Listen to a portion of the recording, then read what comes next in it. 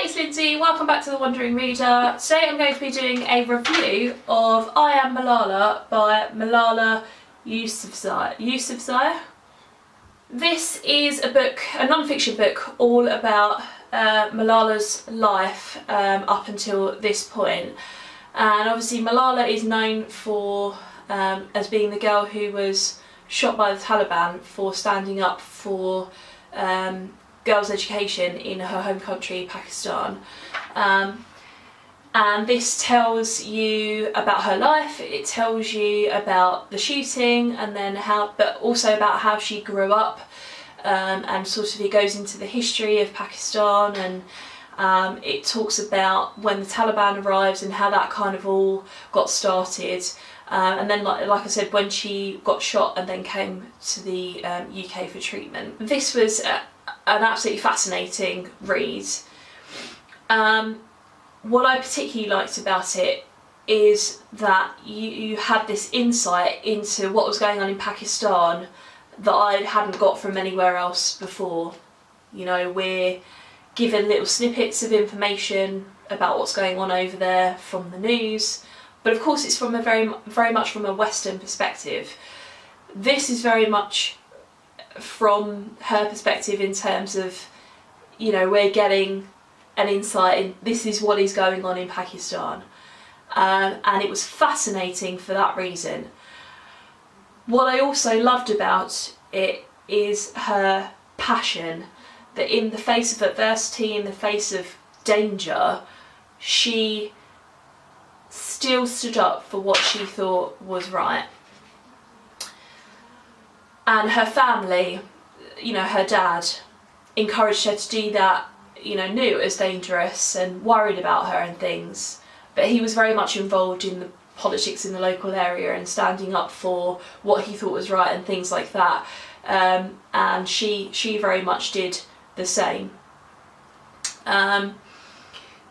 It talked about events that we know in the news, but from a different perspective. So we all know about the time when Osama bin Laden was shot by the American army, and that, you know, that was all over the news, reported, you know, what happened and all that kind of things. But she tells it from the point of view of people in Pakistan, and talked about the idea of, you know, the Americans didn't tell them that they were going to do this, and how that kind of affected people over there. And you kind of get this idea of, is there a trust in some Western nations? And yeah, it's difficult to wrap your head around, but it's really poignant nonetheless. At times it was difficult because there were so many names in here and so much information that it was hard to absorb at times. You have to read this slowly. So I had other books on the go at the same time as reading this, and you know, I'd read a chapter at a time. I think if you had only had this on the go, you'd find it quite difficult to get through. That's my opinion anyway, because like I said, there are lots of place names and lots of people's names and lots of kind of dense information that it might be quite hard to get through. However, saying that, because what she's talking about is so interesting, and you don't know an awful lot of the history of her country or what's going on in her country, and you're so invested in that sort of idea, it goes by quickly for that reason. I've heard some people criticise this because she had somebody help her write this, and therefore there are sections in the book where it feels like it's not being told by her, it feels like it's not her voice. However, she is a teenager, and so kind of for her to write this book on her own would have been a big feat. And so I think there's nothing wrong with having somebody to help you, especially for a girl of her age.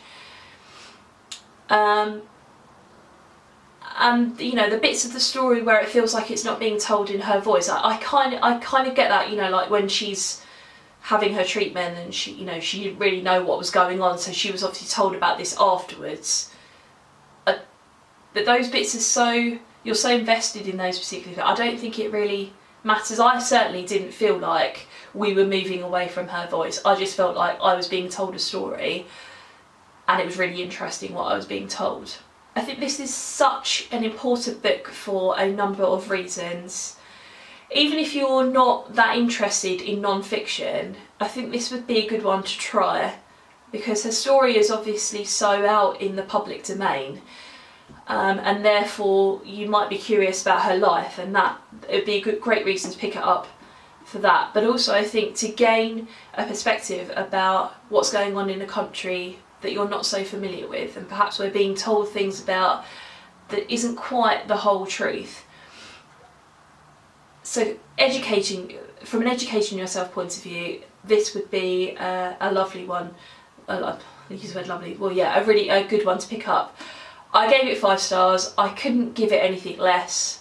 I thought it was absolutely brilliant, and yeah, I'd really recommend you picking that up. So that was my review of I Am Malala. Have you read this book? What did you think of it? Leave me a comment down below. I'd love to have a discussion with you about it. Thanks very much for watching, and I'll see you in my next video. Bye!